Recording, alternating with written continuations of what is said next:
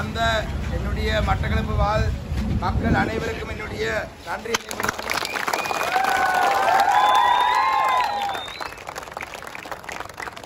என்னுடைய வெற்றி அல்ல, இது ஒட்டுமொத்த வடக்கு கிழக்கு மக்களுடைய வெற்றி. ஏனென்றால் நாடு முழுவதும் திசை காட்டி சின்னத்துக்கும் மன்றகுமார திசாநாயகம் இருக்கும் பொழுது மட்டக்களப்பு மாவட்டத்திலே அதிகூடிய விருப்பு வாக்குகளையும் தந்து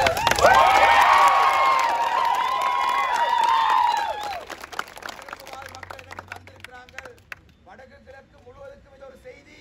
வடக்கு கிழக்கிலே 8 மாவட்டங்களிலுமே தமிழ் பிரதித்துவம் கிடைத்த ஒரே ஒரு கட்சி இலங்கை தமிழரசு கட்சி.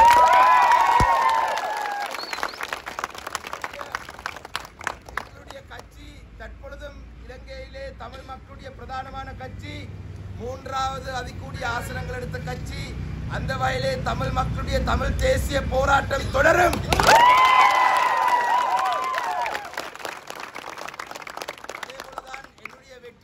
முறை கதிரவழி தொடக்கம் துறையிலான வரை படுவாங்கரை எழுவாங்கரை வாழ் அனைத்து மக்களும் பங்களிப்பு செய்திருக்கிறார்கள். அந்த வகையிலே அந்த அனைத்து அதே போலதான் ஒரு முக்கியமான விடயம் சொல்ல வேண்டும். கடந்த ஒரு 4 நாட்களுக்கு முன்பாக நான் இந்த வீரபத்ரன் ஆலயத்துக்கு முன்பாக ஒரு கூட்டம் நடத்த ஒழுங்குபடுத்தியிருந்தேன். ஆனால் ஒரு சில விஷக்கிருமிகள் அந்த கூட்டத்தை நடைபெறாமல் தடுத்தார்கள். ஆனால் அதுக்கு சரியான பதிலடி இன்றைக்கு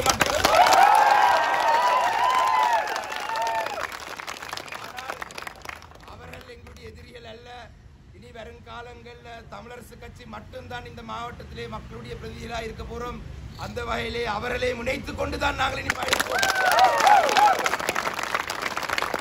நாங்கள் எவருக்கும் எதிரானவர்கள் அல்ல, அனைவரை முனைத்து நாங்கள் இந்த மாவட்டத்துக்கும் இந்த வடக்கு கிழக்கு வாழ் தமிழ் மக்கள் அனைவருக்கும் சிறந்தொரு எதிர்காலத்தை அமைக்கிறோம். தேர்தல் காலத்திலே இவ்வாறான சந்திப்புகள் நடத்துவது சட்டவிரோதம். ஆனால் என்னுடைய ஆதரவாளர் இந்த இடத்திலே வந்திருக்கும் பொழுது நாங்கள் அவர்களை தடை செய்ய முடியாது. அந்த வகையிலே இந்த இடத்திலே இருந்து அனைவரும் அமைதியாக கலைந்து செல்ல வேண்டும் என்று ஒரு வேண்டுகோள் முன்வைக்கிறேன். ஏனென்றால் நாட்டிலே இருக்கும் தேர்தல் சட்டங்களை நாங்கள் மதிக்க வேண்டும்.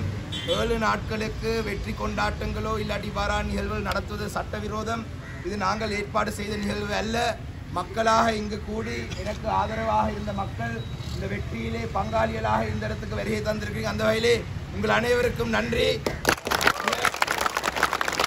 அமைதியான முறையிலே இந்த இடத்திலே இருந்து நாங்கள் அனைவரும் கலந்து செல்வோம். ஆனால் அடுத்த 7 நாட்கள் முடிய இந்த மாவட்டத்தில் இருக்கும் அனைத்து கிராமங்களுக்கும் சென்று கூட்டங்களை நடத்தி எனக்கு வாக்களித்த மக்களுக்கு நான் நன்றி சொல்ல கடமைப்பட்டிருக்கிறேன். அதை நான் செய்வேன்.